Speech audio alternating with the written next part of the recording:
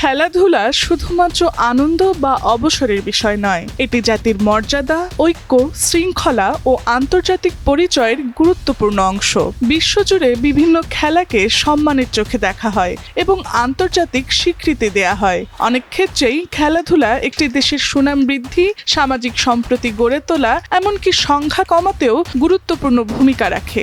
একটি দেশের ভৌগোলিক অবস্থান, আবহাওয়া ও জলবায়ুর ওপরও নির্ভর করে সেখানকার মানুষ কোন ধরনের খেলায় বেশি অংশ নেবে।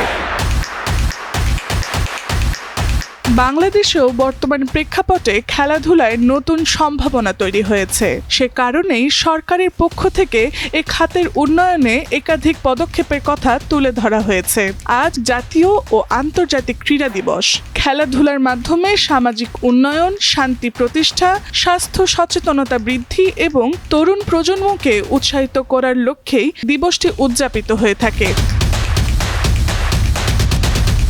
খেলাধুলাকে পেশা হিসেবে প্রতিষ্ঠা করতে সরকারের পক্ষ থেকে নানা পরিকল্পনার কথা বলা হয়েছে। এর মধ্যে রয়েছে তৃণমূল পর্যায় থেকে প্রতিভা অন্বেষণ, খেলোয়াড়দের আর্থিক নিরাপত্তা নিশ্চিত করা, শিক্ষা প্রতিষ্ঠানে খেলাধুলাকে আরও বাধ্যতামূলক ও কাঠামোবদ্ধ করা এবং প্রয়োজনীয় অবকাঠামো গড়ে তোলা। ঘোষিত পরিকল্পনা অনুযায়ী চতুর্থ শ্রেণী থেকে খেলাধুলা বাধ্যতামূলক করা হবে এবং প্রতিটি বিভাগে বিকেএফসির শাখা স্থাপন করা হবে। এছাড়া 495টি উপজেলায় ক্রীড়া কর্মকর্তা নিয়োগ, সব জেলায় ইনডোর সুবিধা সহ স্পোর্টস ভিলেজ নির্মাণ, আধুনিক ক্রীড়া অবকাঠামো গড়ে তোলা এবং দেশে ক্রীড়া সরঞ্জাম শিল্প প্রতিষ্ঠার কথাও বলা হয়েছে।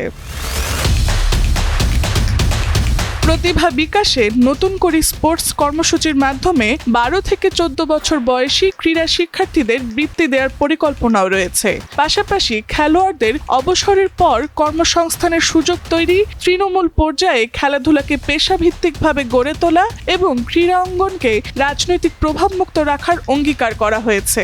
সব মিলিয়ে খেলাধুলাকে কেবল বিনোদনের জায়গায় সীমাবদ্ধ না রেখে জাতীয় উন্নয়ন, সামাজিক সংহতি এবং আন্তর্জাতিক মর্যাদা অর্জনের একটি শক্তিশালী মাধ্যম হিসেবে তুলে ধরা হচ্ছে। Tasnuva Sanjida, Times today.